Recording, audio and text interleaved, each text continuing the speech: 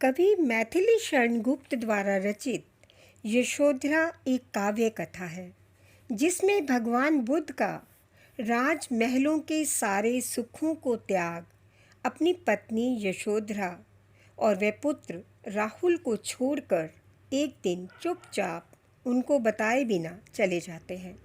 इस रचना में गुप्त जी ने यशोधरा की मनस्थिति को बहुत सुंदर रूप से व्यक्त किया है, जिसमें यशोधरा अपनी सखी से भावुकता में भरकर कहती है कि मेरे पति ने मुझे इस योग्य भी नहीं समझा कि मुझे बताकर जाते, चुपचाप बिना बताए चले गए।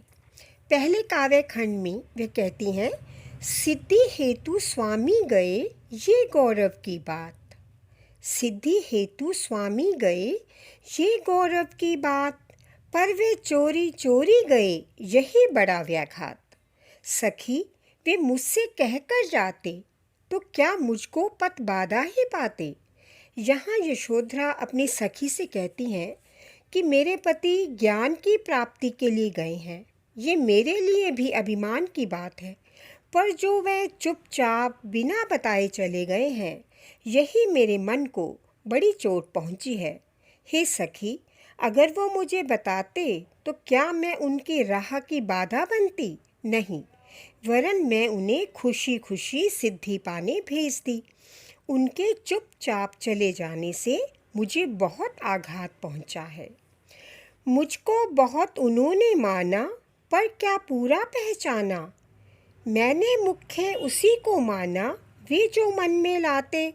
सखी वे मुझसे कहकर जाते, सखी वे मुझसे कहकर जाते।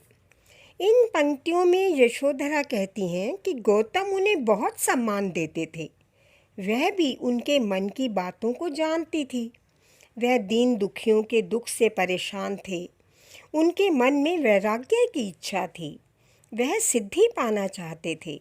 उनके साथ इन बातों पर चर्चा भी करते थे, वह भी उनके साथ उन समस्याओं को सुलझाती थी। मैं उनकी बातों को जो वो मन में लाते थे सबसे ऊपर मानती थी, पर फिर भी वह बिना बताए चुपचाप चले गए। सखी वे मुझसे कहकर जाते, सखी वे मुझसे कहकर जाते।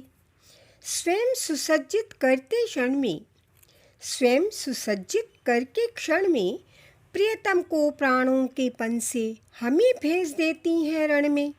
क्षात्र धर्म के नाते सखी वे मुझसे कहकर जाते।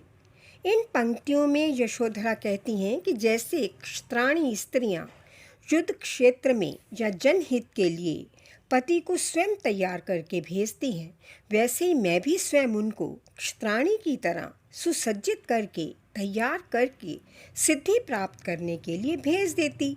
पर सखी वे मुझसे कहकर तो जाते, सखी वे मुझसे कहकर जाते।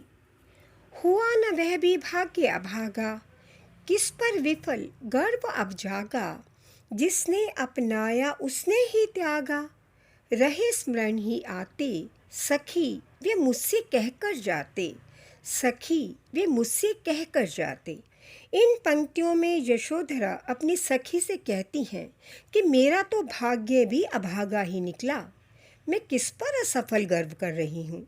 जिसने मुझे अपनाया उसी ने ही मुझे त्याग दिया, पर वे लगातार मुझे याद ही आते रहे। बस एक बात का दुख है कि वे मुझसे कहकर जाते, सखी वे मुझसे कहकर जाते। नयन उन्हें है निष्ठुर कहते, नयन उन्हें है निष्ठुर कहते, पर उससे जो आंसू बहते, सदै हृदय वे कैसे सहते, गए तरस ही खाते। मेरी आंखें भी उन्हें कठोर कहती, क्योंकि जब वह घर छोड़कर जाते तो मेरी आंखों से आंसू बहते, तो वह दयालु हृदय वाले उसे कैसे सहते। हो सकता है मेरी दशा देखकर वे तरस खाकर जा ही ना पाते, पर सखी वे मुझसे कहकर जाते। जाएं सिद्धि पावे वे सुख से, जाएं सिद्धि पावे वे सुख से, दुखी न हो इस जन के दुख से, उपालंब दूं मैं किस मुख से, आज अधिक वे भाते, सखी वे मुझसे कहकर जाते। सखी वे मुझसे कहकर जाते। यहाँ यशोधरा अपनी सखी से कहती हैं कि गौतम जिस कार्य के लिए या वैराग्य लेकर ज्ञान की प्राप्ति के लिए गए थे, अच्छी बात है कि वो अपने कार्य को सिद्ध करें, ये अच्छा है, पर वो मेरे हृदय के दुख से दुखी ना हो, इसलिए मैं उन्हें कोई उलाहना भी नहीं देना चाहती। बस वे मुझसे कहकर जाते, बस वे मुझसे कहकर जाए। गए लौट भी आएंगे, कुछ अपूर्व अनुपम भी लाएंगे, रोते प्राण उन्हें पाएंगे, पर क्या गाते गाते, सखी वे मुझसे कहकर जाते, सखी वे मुझसे कहकर जाते। यहाँ यशोधरा कहती हैं कि जब बुद्ध चले गए हैं तो जो वह प्राप्त करना चाहते हैं उसे प्राप्त करके, अपूर्व जो पहले नहीं था, अनुपम जो सुंदर है, वो लाएंगे, पर मेरा मन उन्हें खुश होकर पाएगा, क्योंकि वह तो मुझे नगण्य समझकर, अपनी राह की बाधा समझकर चुपचाप घर से चले गई।